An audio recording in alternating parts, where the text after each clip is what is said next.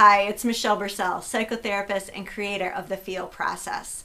And I'm here with you today to share with you the gift in second guessing yourself.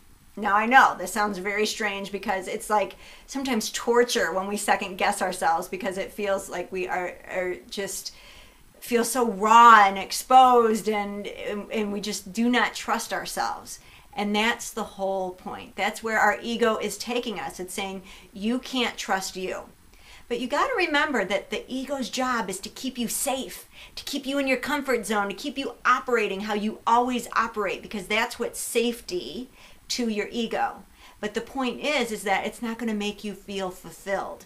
So what's underneath that part of not trusting yourself is that you feel vulnerable. You feel exposed because you did something outside your norm. You took an action or you shared something that you usually wouldn't. And so here's the gift, is that there's a story there about you not accepting this part of you that you shared, that got exposed through the action that you took. You have the judgment around it.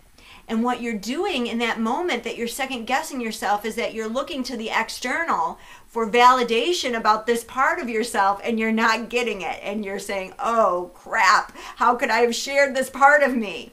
And so the gift in this is that every time you second guess yourself, it's an opportunity for you to get certainty and clarity about who you are. I mean, just think for a minute. Let's take the quote unquote worst case scenario, where you take an action, you take a risk, or you share something, and it totally does not turn out how you expected, does not turn out as planned. And then your ego jumps in and says, you know, you shouldn't have done that. You're supposed to stay in this little hole and hide there. But here's the thing.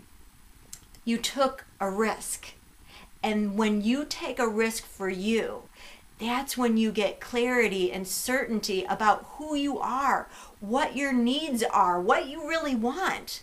So by you taking that risk, you get to accept more of who you are. And there is a lesson in there, even if it didn't turn out, there's a lesson in there to help you get clarity. And that's the whole point.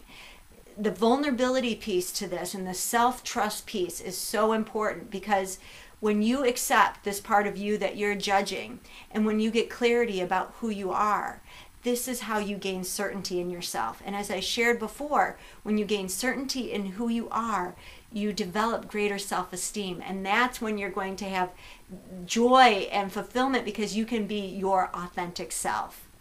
So I would love to hear from you about a time when you were second guessing yourself, and if you can see now what was underneath that.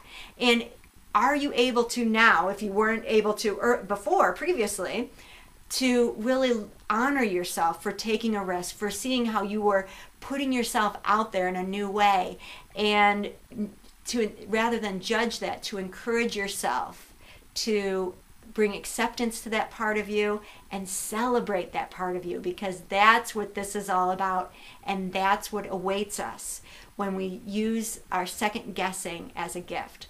So I hope this serves you. Until next time, continue to live emotionally conscious and exceptionally well.